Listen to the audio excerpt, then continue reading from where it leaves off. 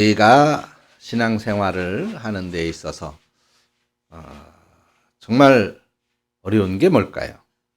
우리가 참 늘 성경을 보고 기도하고 이런 경건의 시간을 유지하는 게 정말 힘들까? 아니면은 하나님 뜻대로 우리가 우리의 삶을, 우리의 생활을 그렇게 관리하면서 그렇게 사용하고 또 살아가는 것이 정말 어려울까? 또, 근데 일상 속에서 하나님의 말씀을 그대로 실천하고 그 말씀 그대로 지키면서 사는 그런 사랑하고 용서하고 화목하고 그렇게 사는 그런 삶이 어려울까? 여러분들은 어떤 게 가장 어렵다고 생각을 합니까? 어떤 분은 이렇게 말을 했어요. 우리 그리스도인들이 하나님을 분명히 믿는 것이 분명합니다. 근데 하나님을 믿는 것이 가장 어렵습니다. 하나님을 믿는 것이 어렵다. 우리는 분명히 하나님을 믿고 있어요. 하나님이 살아계시다라고 하는 거 믿고 하나님께서 하늘과 땅과 그 안에 모든 것들을 창조하셨다는 거 분명히 믿습니다.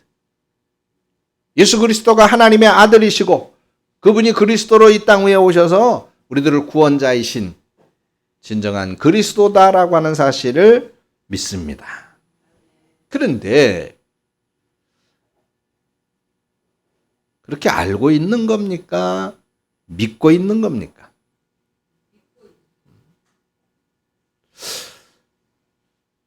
자, 하나님을 믿는다라고 하는 것은 지금 이 순간도 하나님이 우리와 함께 계시다라고 하는 믿음. 지금 이 순간도 하나님께서 내 생각, 내 행동을 분명히 알고 계시고 보고 계시고 더군다나 감찰하신다라고 하는 믿음. 하나님을 믿는다라고 하는 것은 그래서 매 순간 이렇게 하나님을 의식하면서 살아가는 그것을 말하는 거죠. 그렇다면 어때? 때로는 우리 삶에 어려움이 있죠. 때로는 질병이 찾아오기도 합니다. 오랜 시간 준비한 것에 대해서 실패하기도 하고 또는 우리 힘으로 어쩔 수 없는 그런 불가항력적인 외부적인 요인 때문에 내가 많이 상처를 받거나 고통받거나 좌절하거나 낙심하거나 슬프거나 그런 것들이 찾아오기도 하죠. 그럴 때 우리 성도들은 정말 하나님을 기억하면서 정말 그냥 절실하게 하나님을 찾습니까? 하나님의 얼굴을 구하고 하나님께 기도하고 매달립니까?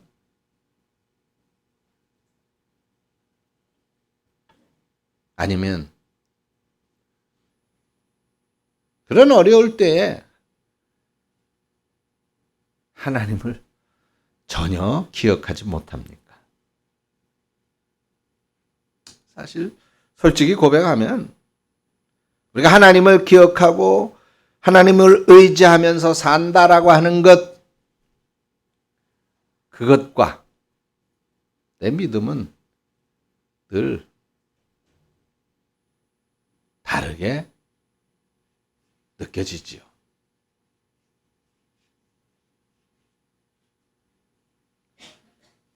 하나님을 믿고 하나님을 의지하는 삶을 산다. 말은 쉽지만 이게 우리 신앙생활에는 하나님의 손길이 분명하게 드러나는 때가 많지 않단 말이죠. 정말 하나님을 구하고 간절히 기도했습니다. 정말 내 삶에 하나님의 도우시는 손길이 임하기를 간절한 마음으로 바라고 하나님을 찾았어요. 정말 그렇게 하루 이틀, 한 달, 두 달 기도했는데 도무지 나아질 기미가 안 보여. 그렇게 간절히 정말 내가 하나님을 믿는 믿음을 가지고 기도했으면 내 병이 나아야 되는데 내가 아프지 말아야 돼. 아니, 아팠다가도 바로 나아야 되는데, 또는 어떤 일이 빨리 해결이 되고 풀려지고 해야 되는데 전혀 기미가 없어. 달이 가고 1년이 되고 2년이 되고 5년이 되고 10년이 돼도 우리들의 삶에 아무런 변화가 없이 시간만 흐르게 되어지는 경우가 있습니다. 그 오랜 시간 동안 하나님의 손길은 전혀 경험하지 못해요. 느껴지지 않습니다. 아니요. 하나님을 믿지 않는 게 아니에요. 분명히 하나님을 믿어 열심히 신앙생활하고 교회에 오고 예배 드리고 찬송합니다. 기도합니다. 그런데 하나님의 손길이 보이지 않아요.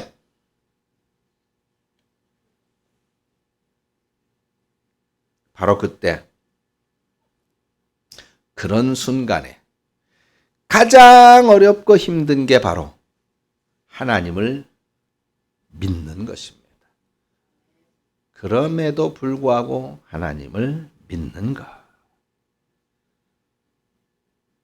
사실 하나님을 믿는 우리 그리스도인들에게 가장 어려운 것이 하나님을 믿는 것이다. 이게 사실 어떻게 보면 경고가 돼요. 경고. 하나님을 믿지요. 그래서 예배도 이렇게 나온 거 아닙니까? 하나님을 믿으니까 기도도 하고 있잖아요. 늘 함께 하시는 하나님을 의식하면서 하나님과 동행하는 삶을 산다고는 말하고 있는데 사실 너무나도 어려워집니다. 왜? 뭐가 어려워요? 하나님이 나타나지 않으니까. 하나님이 보이지 않으니까. 그래서 어려운 거예요. 자, 그래서 오늘 본문 이 시편 14편은 이렇게 하나님이 보이지 않을 때 성도들에게 찾아오는 이 치명적인 위험성에 대해서 경고해 주고 있어요. 1절에 뭐라 그랬어요? 1절을 보세요. 어리석은 자는 그 마음에 이르기를 하나님이 없다고 한다. 여기 사람들 사이에 널리 퍼져 있는 하나의 생각이 등장하고 있습니다. 그게 뭐예요? 하나님이 어디 있어?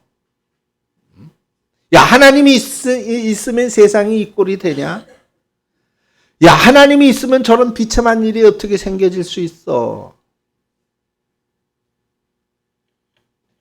근데 여러분, 오늘 본문의 표현을 우리가 단순히 그런 어떤 무신론자라가 생각하는 그런 말일까요? 고대 이스라엘에서 오늘 우리가 생각하는 이 무신론자들, 이 세상에는 뭐 영적인 존재도 없고 신적인 존재도 없다. 이런 사람은 고대 이스라엘에 전혀 없었어요. 심지어 여호와 하나님을 섬기지 않았던 가나안 사람들조차도 영적인 존재가 전혀 없다 이렇게는 말하지 않았습니다. 그들도 바알신, 아세라신 그런 신들을 섬겼잖아요. 그러니까 오늘 본문 1절에 등장하는 이 하나님이 없다라고 하는 생각은 이런 영적인 존재, 뭐 신적인 모든 존재를 부정하는 그런 무신론의 이야기가 아닙니다. 그들은 하나님께서 온 우주 만물과 그리고 그 안에 있는 모든 것들을 만드셨다라고 하는 사실을 분명히 믿는 거예요. 자신의 조상들을 애굽에 종살이 하는 데서 이끌어내셨을 때 그 하나님이 그렇게 하신 거야 라고 하는 사실도 믿고 있는 겁니다. 근데 하나님께서 지금 내 삶에 찾아오셔서 지금 내가 힘들고 어려울 때 또는 지금 내가 어떤 문제에 봉착해 있을 때 이때 하나님이 그렇게 나를 도와주셔야 되는데 그 하나님이 보이지 않는다는 거예요. 그래서 지금 하나님은 나에게 역사하고 계시지 않다라고 생각하는 거예요. 지금 내가 힘들고 어려워도 또는 지금 내가 어떤 문제에 봉착해 있는 그 순간도 하나님은 분명히 나와 함께 계신다라고 하는 사실을 믿지 못하고 있는 거예요. 내 일상 속에서 하나님의 손길이 구체적으로 보이지 않으니까 하나님을 의식하거나 하나님을 경외하는 그런 마음이 있을 수가 없지요. 의식으로는 있어요. 생각으로는 있습니다. 알고 있는 거예요. 알고 있어요. 하나님이 그렇게 하셨다더라. 하나님은 그렇다더라. 알고는 있는 겁니다. 근데 지금 나와 함께 한다라고 하는 것을 믿지 못하고 있는 거예요. 그렇게 하루하루를 살아가는 겁니다. 이건 뭐 이런 말이 있을 수 있겠습니까? 이게 믿는다. 그래 믿어. 하나님을 믿는데 그런데 믿는다라고 하는 그 말은 그냥 아는 것에 대한 고백일 뿐이야. 정말 내 마음으로부터는 믿지 못하고 있는 거예요. 그러니까 전혀 하나님이 믿는다고 말은 하지만 전혀 하나님이 안 계신 것처럼 살아가는 거예요. 전혀 하나님이 안 계신 것처럼 생각하고 전혀 하나님이 안 계신 것처럼 행동하고 하나님을 믿으니까 교회 오잖아요. 그죠? 믿으니까 예배드리고 믿으니까 기도하고 믿으니까 찬송해요. 그런데 그 행동은 전혀 하나님이 안 계신 것처럼 한다. 그래서 신학자들은 이런 상태를 실천적 무신론이다 이렇게 규정을 했어요. 실천적 무신론. 그러니까 의식적으로는 하나님을 믿는다. 그런데 행동으로는 전혀 하나님을 믿지 않는다. 믿지 않는 것처럼 행동한다. 그런 말이죠. 우리는 당연히 어떻게 돼요? 어려움이 있을 때, 위기가 있을 때, 이렇게 이제 새로운 새해를 시작할 때 당연히 우리는 주님을 찾자요. 더 열심히 찾지. 하나님, 올해는 내가 기필코 이렇게 할 수 있도록 좀 하나님 도와주십시오라고 하는 것을 기도하게 됩니다. 또 올 한 해도 어떤 거대한 태산 같은 파도가 우리의 삶을 엄습할지라도 그 속에서 우리를 건져주시고 지켜주시옵소서 소망하고 소원하게 되죠. 근데 정말 그런 어떤 우리가 어떤 그런 계획적인 일, 그런 계획한 일들 또는 우리의 삶 속에서 야 정말 하나님이 도우시는구나, 하나님이 함께 하시는구나 라고 하는 것을 경험한다면 그러면 우리가 실천적 무신론이 아니라 정말 믿는 사람답게 행동하고 살아가는 게 어렵지 않을 겁니다. 아니 경험하고 있으니까 내가. 그런데 오늘 본문 말씀처럼 내 삶에 이렇게 하나님의 모습이 보이지 않을 때 나의 삶에 또 내 인생에서 행하시는 하나님의 손길을 하나님의 역사를 도무지 찾을 수가 없을 때 우리는 이 실천적 무신론에 무너져 버리고 마는 거예요. 그래서 시편 14편은 계속해서 이렇게 노래하고 있어요.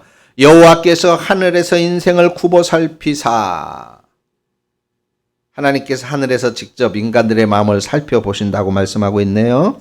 뭐라고 말씀했습니까? 지각이 있어 하나님을 찾는 자가 있는가 보려 하신즉. 그러니까 하나님께서 인간의 마음을 살펴보시는 기준이 뭐라는 거예요? 지각이 있는가? 하나님을 찾는 사람이 있는가? 본문 1절에 그 마음에 하나님이 없다라고 생각하면서 그렇게 행동하는 어리석은 자가 아니라 실제로 내 삶에 하나님께서 역사하고 계시다라고 하는 사실을 깨닫고 하나님을 늘 의식하면서 살아가는 정말 하나님을 믿는 사람답게 행동하고 살아가는 그런 사람이 있는가를 하나님께서 살펴보신다는 거예요. 정말 믿는 사람답게 살아가는 사람이 있는가? 하나님께서 살펴보신다. 그런데 그 결과가 어떻다고 그랬어요? 3절에 보니까 다 더러운 자가 됐다. 다 선을 행하는 자가 하나도 없다.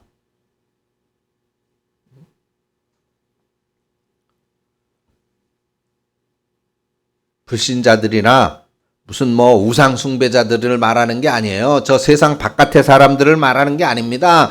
교회 안에, 교회에 모여있는 사람들, 하나님을 예배하는 그 사람들 중에 하나님을 정말 찾는 사람이 있는가? 하나님이 보셨다는 거잖아요. 그런데 하나도 없다는 겁니다.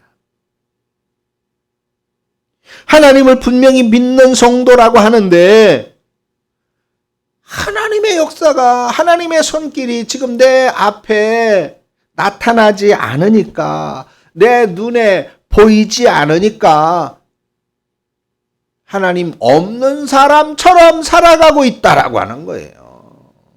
그러니 하나님을 믿는 게 아마 가장 어려운 일이다 라고 하는 말이 나온 것 같아요.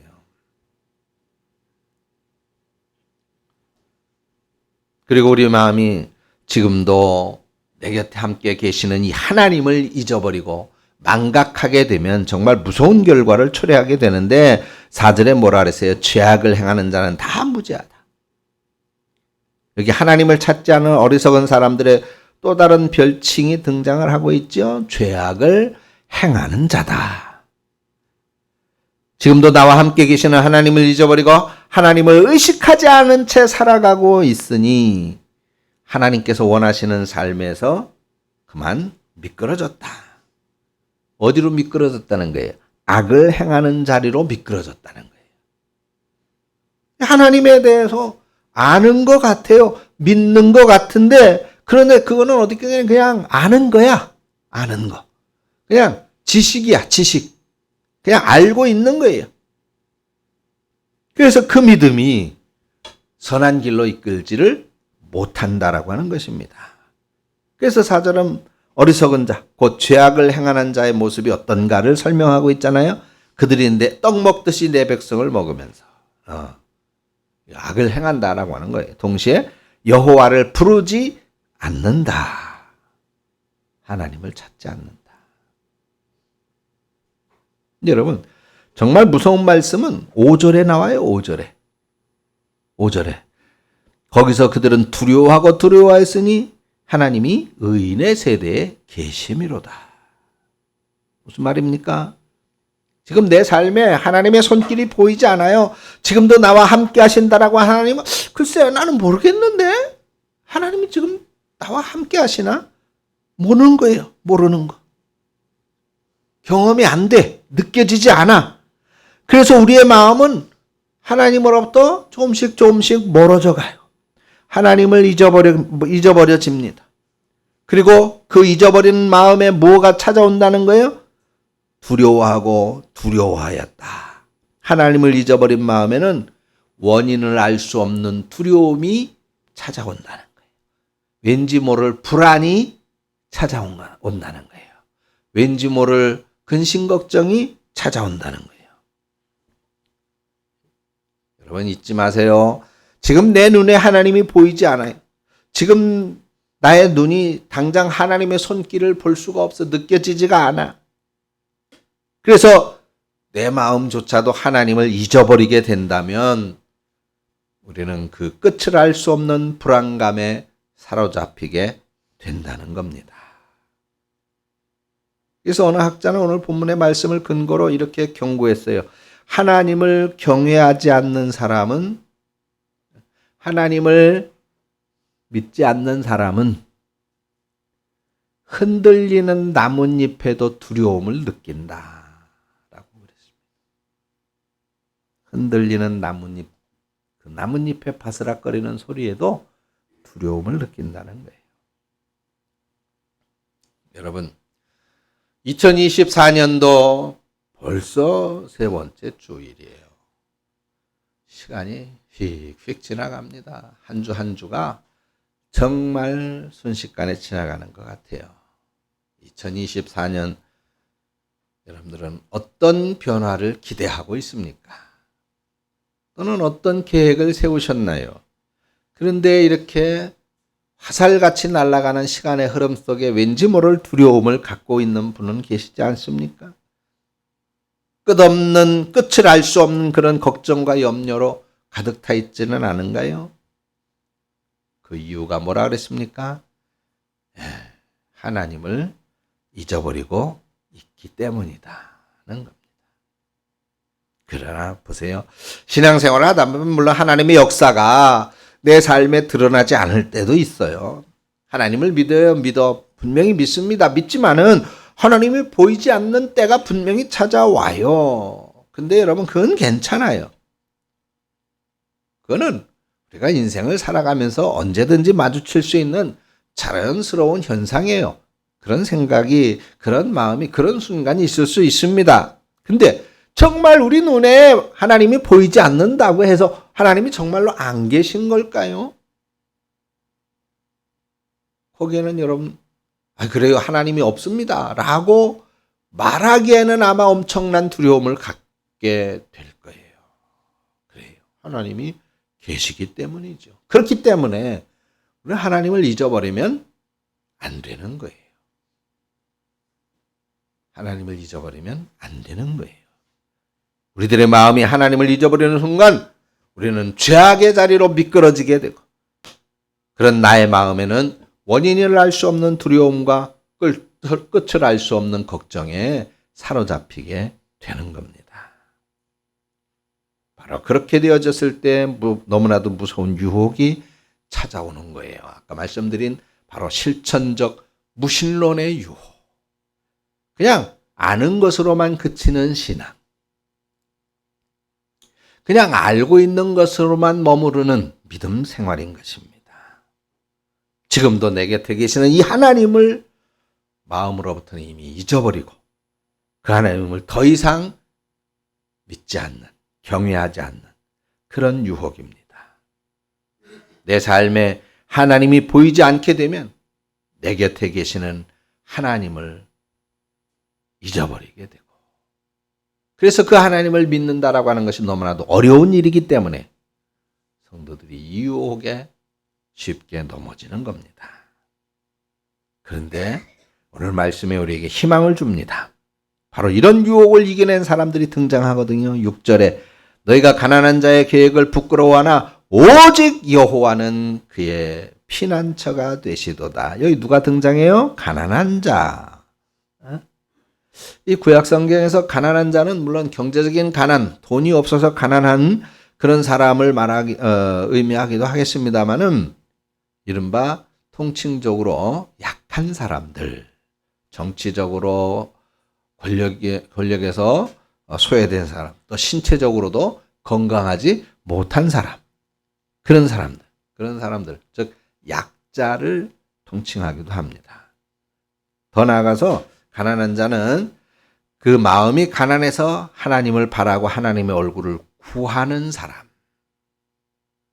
즉 그 영적으로 가난하기 때문에 더더욱 하나님을 찾는 그런 상태의 사람을 말하는 겁니다.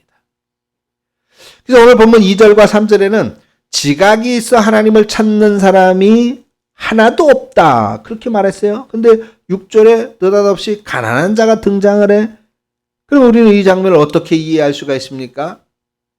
우리가 시편 14편을 이렇게 보면 바로 구약 성경의 여러 장면을 떠올릴 수가 있는데, 특별히 하나님을 찾는 사람이 한 명도 없다고 한탄하시는 장면, 여기 보면 자연스럽게 어느 때가 기억이 나요? 노아 홍수 때가 떠오르게 되죠. 하나님은 온 지면에 큰 홍수를 쏟아붓는 이 사건이 있어지게 됐는데, 그 사건의 배경은 뭐예요? 하나님이 창조하신 인간들이 너는 할 것 없이 다 하나님을 찾지 않고 어디에 빠졌다는 거예요? 죄악에 빠졌단 말이에요. 세상의 모든 사람들이 다 하나님을 잊어버린 거예요. 아니요, 잊어버린 건 아니죠. 사실은 하나님을 알았어요. 하나님을 알고 있잖아요. 그죠? 하나님을 알고 있는데 그 행동은 전혀 하나님 없는 사람처럼 살아간 거예요. 실천적 무신론자들이 되어져 버린 거예요.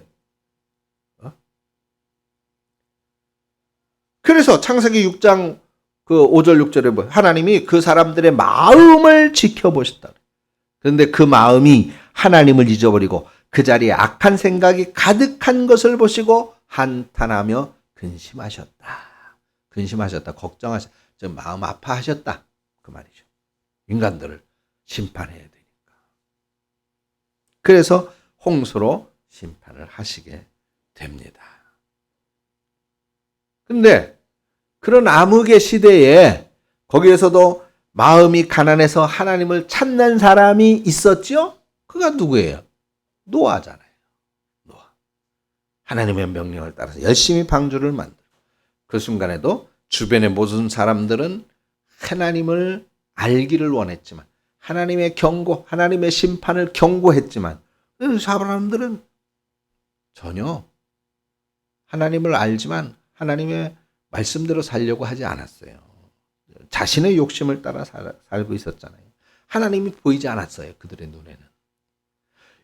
열심히 방주를 만들었던 노아의 눈에도 물론 하나님이 보이지 않았지만 그러나 노아의 눈에는 하나님께서 말씀하신다는 사실을 그 마음으로부터도 믿을 수 있었던 것이죠. 그래서 방주를 만드는 행동을 실천할 수 있었던 것입니다. 그리고 마침내 오늘 6절의 말씀은 노아의 삶의 현실이 되죠. 가난한 자의 계획을 부끄러워하지만 누가 가난한 자의 계획을 부끄러워한다는 거예요? 어리석은 자, 실천적 무신론자. 그들이 하나님을 찾고 하나님을 구하는 그 사람들의 계획을 부끄러워하지만 오직 여호와는 그의 피난처가 되시도다. 사랑하는 성도 여러분, 이 두 가지 갈림길이 보여지고 있어요. 첫 번째 갈림길은 세상 대부분의 사람들이 그런 것처럼 심지어는 교회 안에 하나님을 예배하는 성도들의 그런 모습, 대부분의 성도들이 그렇듯 하나님을 잊어버리는 실천적 무신론의 유혹에 빠져드는 그런 모습, 그런 길이죠.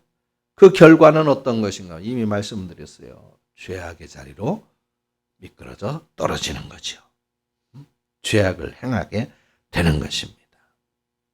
여기서 또 하나의 가능성이, 또 하나의 길이 있죠. 하나님이 우리와 함께 하신다는 사실을 잊지 않는가.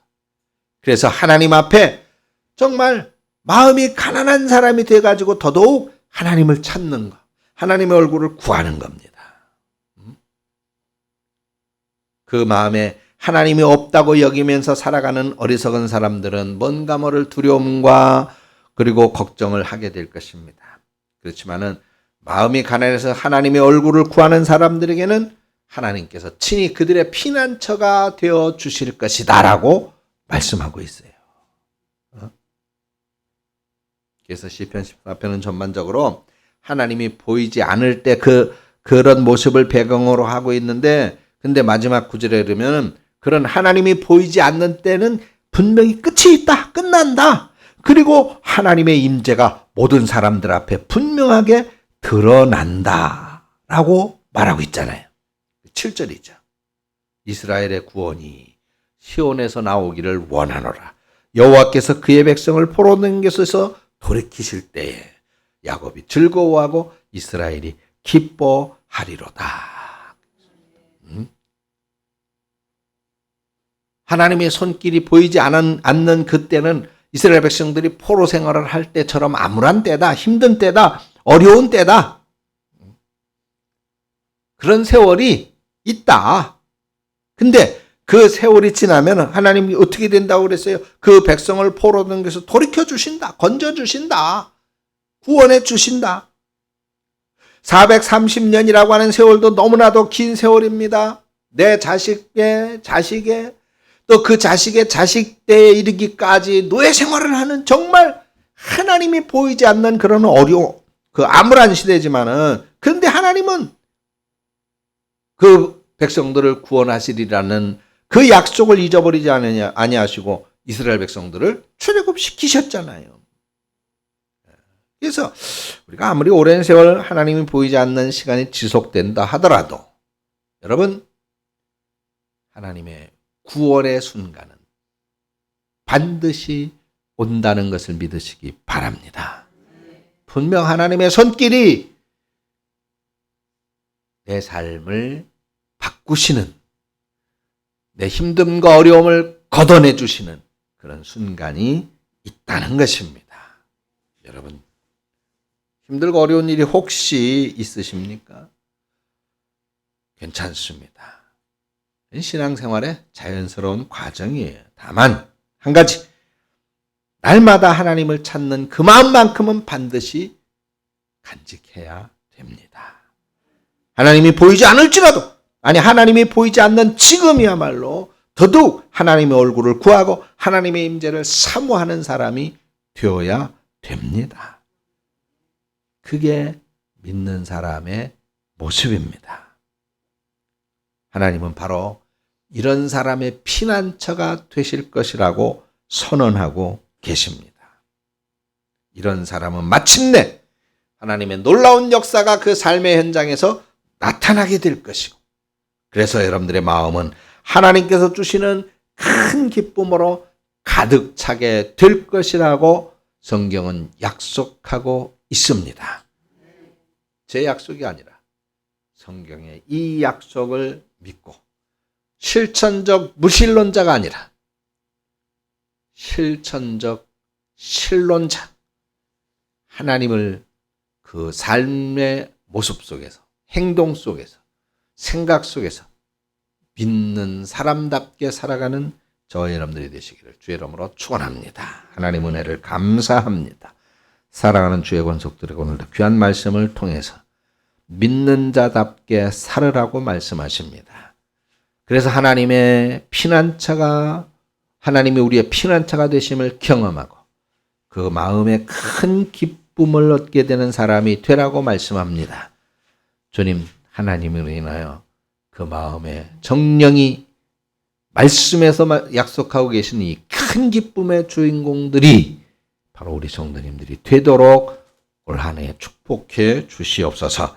예수님의 이름으로 기도합니다. 아멘.